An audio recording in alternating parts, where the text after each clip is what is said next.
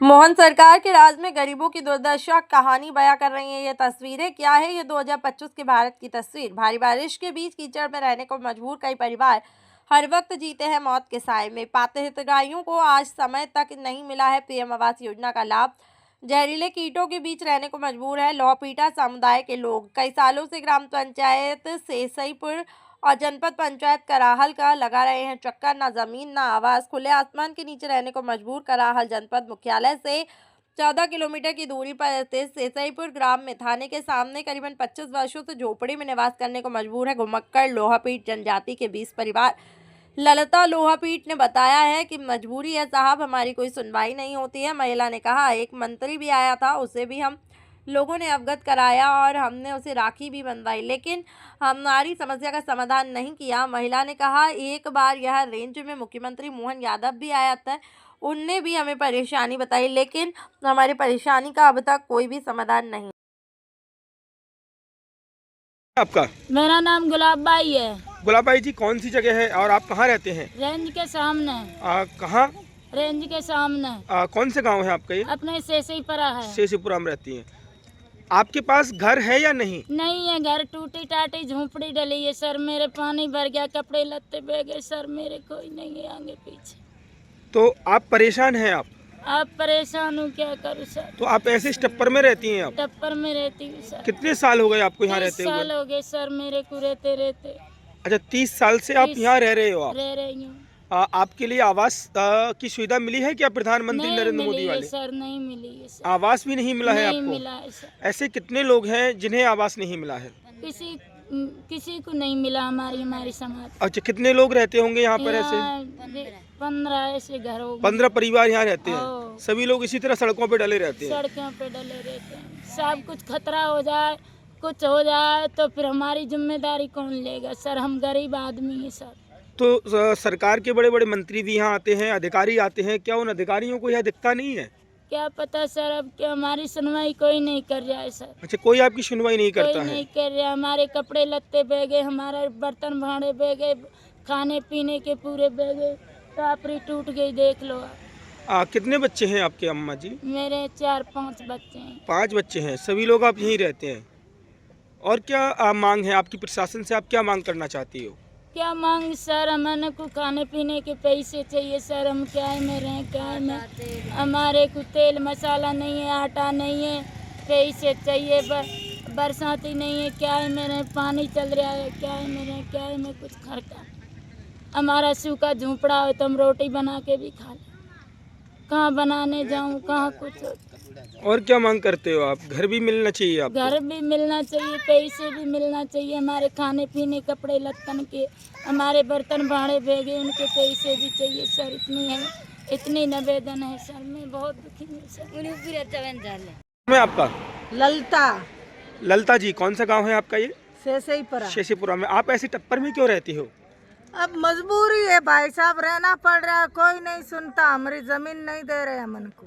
रहने के लिए जमीन भी नहीं है? नहीं है। और आवास मिल गया आपको? नहीं मिला, लिख के कागज पहुंचा दिया कि सबकी आवाज आ गई तब मिलेगा। तो आपने मंत्रियों को बताया कभी? यहाँ पर तो बहुत मंत्री आते हैं शेषीपुरा में। तो सब मंत्रियों को लिख के आवेदन दे दिया, कोई जवाब ही नहीं देता।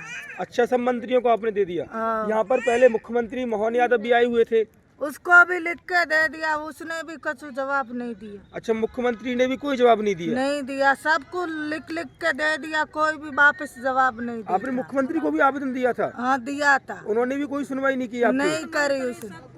तो यहाँ पे कितने अधिकारी और मंत्री आते हैं? यहाँ पे बहुत आते हैं।